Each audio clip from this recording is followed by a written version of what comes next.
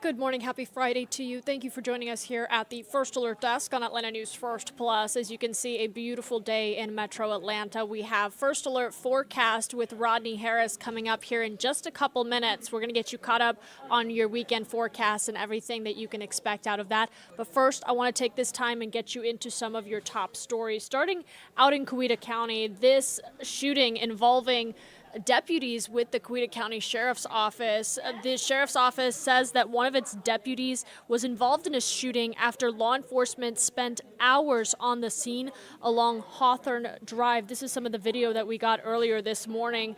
Atlanta News First Don Shipman is with the First Alert Breaking News Tracker outside of the Sheriff's Office with the latest on what we know.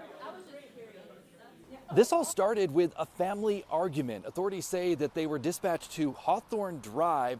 When they got there, a man armed barricaded himself inside the home. I want you to take a look here at the scene. You can see that it is all taped off. Law enforcement had this section of Hawthorne Drive, which is a dead-end road, up against Lake Hill Estates Lake off of Millard Farmer Industrial Boulevard, closed off for several hours overnight. The Sheriff's Office says that deputies were dispatched to the home shortly after midnight. They say that the man, who they have yet to identify, barricaded himself inside the home in a bedroom and threatened to shoot officers. When deputies moved in, they say the man came at them with a weapon, and that's when deputies opened fire on the man. At this point, it's not clear on how many times the man was shot. That man was rushed to the hospital. Authorities did not know his condition. Now, I also have confirmation from the Georgia Bureau of Investigation that they are called in now to investigate this shooting. The GBI telling me that they will release their preliminary investigation information at some point later this morning. We're in Coweta County. Don Shipman, Atlanta News First. And I want to take you out to Apalachee High School for a moment here as we give you an update on how this community is recovering. The Apalachee High School football team back on the field practicing for the first time since that deadly shooting earlier this month. The team will not play in tonight's scheduled game against Loganville. Apalachee's head coach did not rule out playing a game possibly next week, but said that that is not his immediate concern. Apalachee defensive coordinator and math teacher Richard Aspinwall was among the 4 that were killed in the shooting. You can imagine the toll that it's taken on this team. Math teacher Christina Irami and 14-year-old students Mason Schermerhorn and Christian Angulo were also among those killed. 9 others were injured. Now, students across the state are planning a peaceful walkout of their schools in protest of Georgia's gun laws. Atlanta News First Sarah Hammond is at Maynard Jackson High School in Atlanta, where the walkout is about to get underway. Happening all over the state today will look a little different. The one here at Maynard Jackson High School begins at 10 o'clock this morning. Students are specifically advocating for safe gun storage laws to pass in the next legislative session. A Senate subcommittee held their 3rd hearing on that topic yesterday. The Georgia Youth Justice Coalition is supporting hundreds of students on campuses across the state who are planning to protest today. Atlanta Public Schools says they will not discipline students for walking out as long as they come back to class. One of the larger walkout events happening today will be held at J.B. Williams Park in Gwinnett County. That's at 12:30 this afternoon. And Maya Flowers Glass, a freshman here at Maynard Jackson High School, says they felt compelled to take action. Everybody was so sad and so scared, and they were all in this state of grief. And so we knew that we needed to speak up. And these walkouts are happening the same day as the funeral for 14-year-old Christian Angulo. He is one of the 4 victims killed in the Apalachee High School shooting. The community is invited to celebrate his life. His funeral begins at 11 today in Winder at St. Matthew Catholic Church. At Maynard Jackson High School, Sarah Hammond for Atlanta News First. And I want to take a look at what's ahead for you today. Vice President Kamala Harris is expected to be in Georgia later this afternoon to talk about reproductive rights. She is expected to land in Atlanta just after noon. Earlier this week, nonprofit news organization ProPublica released a report saying that 2 Georgia women died as a result of the state's restrictive abortion laws. Georgia law forbids an abortion once fetal cardiac activity is detected in the womb, or in other words, a heartbeat. In most cases, that does happen around the 6-week mark before most women even know that they are pregnant. Now, doctors could face felony charges and a decade in prison if they perform a procedure after a heartbeat is detected.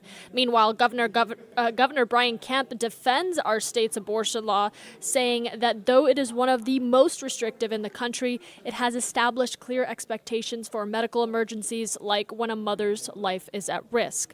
Now, abortion rights advocates worry that by the time it's a medical emergency, it may be too late. Vice President Harris says she plans to call out former President Donald Trump for saying he will personally cast his vote in Florida for an abortion ban that is similar to the one currently in place in Georgia. Atlanta News First Plus will have live coverage of the vice president's arrival and her remarks today.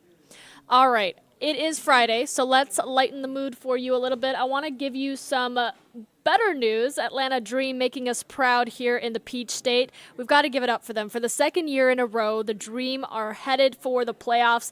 Atlanta was on the road last night for its final game of the regular season in New York. Now, during the game, Tina Charles became the WNBA's all-time leading rebounder, and she also became the league's career leader in 2 double-double with 193. That's 2 records in one night. Okay, talk about impressive. Charles had 10 points and 10 rebounds. The Dream beat Liberty 78-67. So now Atlanta will stay in New York to play the top-seeded Liberty in a best-of-3 series to tip off the first round. The first game is this Sunday, and tip-off is at 1 p.m.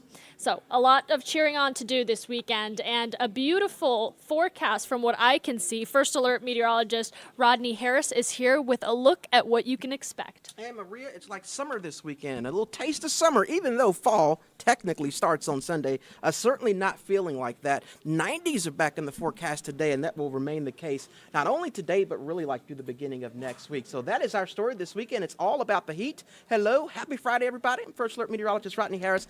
Not a bad start to your morning at all. Here's a live look over Buckhead as we look back toward the south from Sandy Springs. As you can see, it's completely clear outdoors, and that'll basically be the story for the rest of the day today. By lunchtime, we're at 83 degrees, 89 degrees at 3 o'clock as you're picking up the kids from school. Our high today is 91. That'll be between 3 and 4 o'clock, and then by 6 o'clock, we're down to 87 degrees as you're getting home from work, 80 degrees at 9 o'clock this evening. So mostly sunny skies, and that will, again, be the story for the rest of the weekend. So here is the setup. What you see in Texas, that is a dome of high pressure that has been parked there for the past several days. That high is going to slide toward the east over the upcoming weekend, and that high for us means a lot of sunshine and warmer temperatures, so that's why our temperatures are warming up here in North Georgia, because of that high starting in Texas, but again sliding east as we head toward Saturday and Sunday. So 91 today, completely sunny, 91 on Saturday.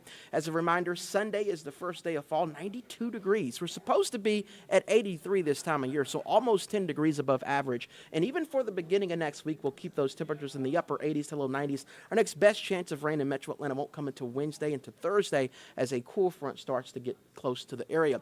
I do want to give you an update on the tropics. We have that orange that you see in the Western Caribbean and Southern Gulf of Mexico, so nothing has developed there yet, but all of our models are showing some form of development next week, initially starting in the Western Caribbean and then eventually getting into the Southern Gulf of Mexico. Because this hasn't actually developed yet, we have no idea how strong it will be or exactly where it will go, but you'll definitely want to stay weather ready the entire Gulf Coast next week, as that is something that we'll certainly be tracking, particularly the end of next week. But until we get there, a lot of sunshine, really nice weather. Enjoy the pool this weekend, your bonus pool weekend, with highs staying in the low 90s. We'll have an updated forecast for you on Atlanta News First at noon, and always in the First Alert Weather app. Until next time, we'll see you soon.